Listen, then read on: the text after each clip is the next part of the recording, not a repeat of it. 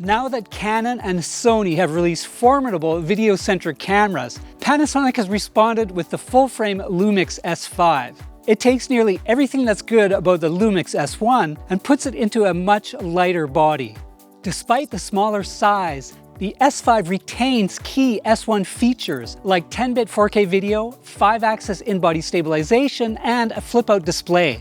To top it off, it has a new and improved autofocus system that's faster than all of Panasonic's other full-frame cameras. It's also priced at $500 less than the S1, so is there a catch? To find out, I took a pre-production model through its paces around Paris and in the countryside to see what it could and couldn't do.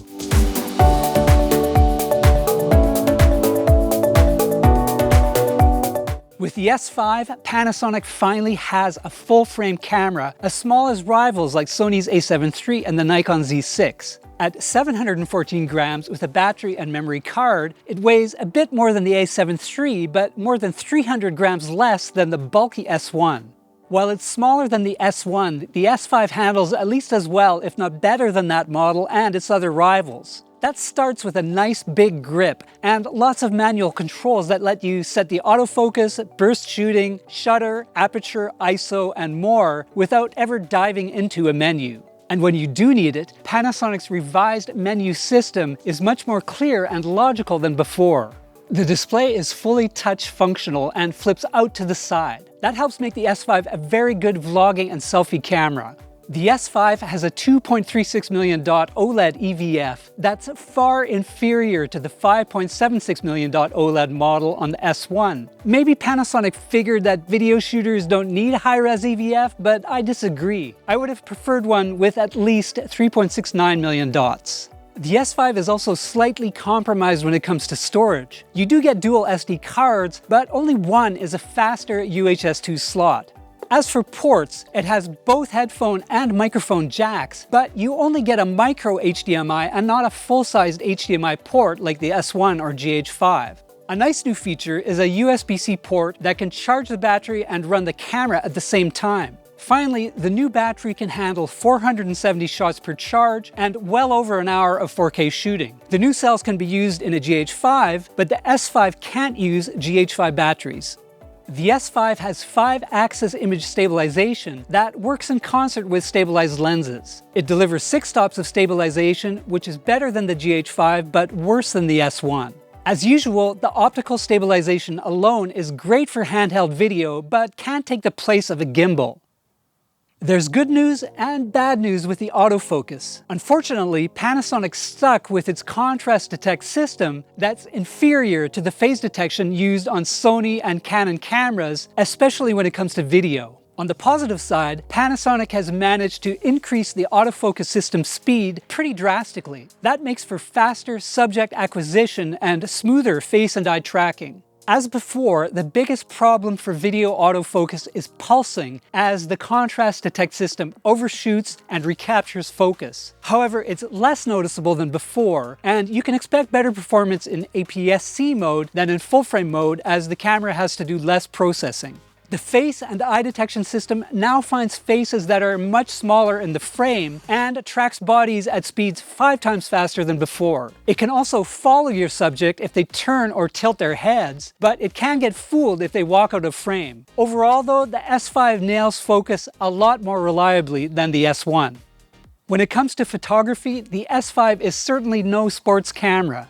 It only does 5 frames per second with continuous autofocus, which is less than half of what the a7 III can handle. On the plus side, it delivers great photos with natural-looking colors and skin tones. It also shines in low-light situations thanks to the stabilization, dual ISO system, and huge sensor. Overall though, I see the S5 as a video-centric camera with photos as an extra bonus.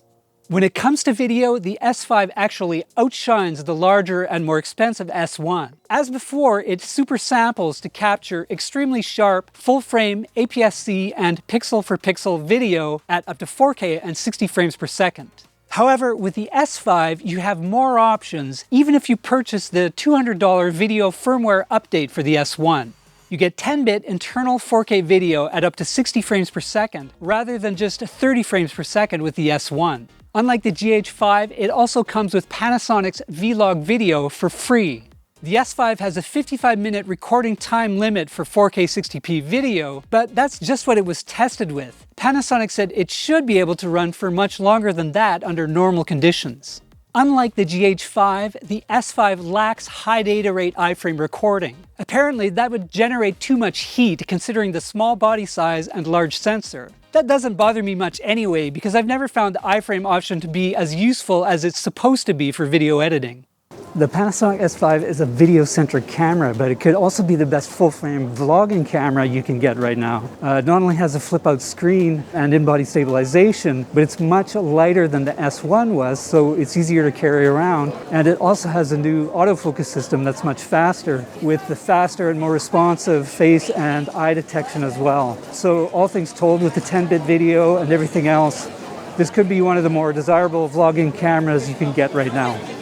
In terms of video quality, the S5 gave me exactly what I expected. I saw sharp 4K video with realistic colors and natural flesh tones. The 10-bit Vlog video offers excellent dynamic range and plenty of room to color correct or create HDR videos. As I mentioned earlier, the S5 is also really great in low light. Don't expect Sony a7S III type performance, but the dual ISO system really keeps noise down at ISOs as high as 25,600. Even at those high levels, images stay sharp and retain color saturation and accuracy. In some ways, the S5 works very much like the GH5. However, the S5's huge sensor offers a much shallower depth of field with more creative options.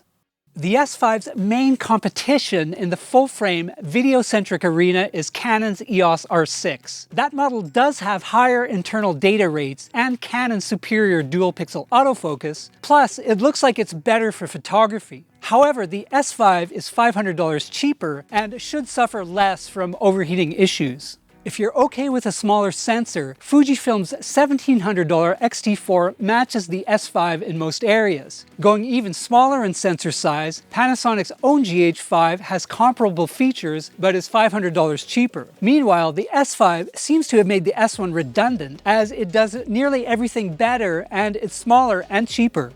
When you add up all the features, including the stabilization, large sensor, 10-bit 4K options, smaller size and flip-out display, the S5 is an impressive video and vlogging camera. Right now, I'd say it's the best you can get for $2,000. To do better, you'd have to spend considerably more. If you enjoyed this video, hit like and subscribe. And for more on cameras, check out Engadget.com.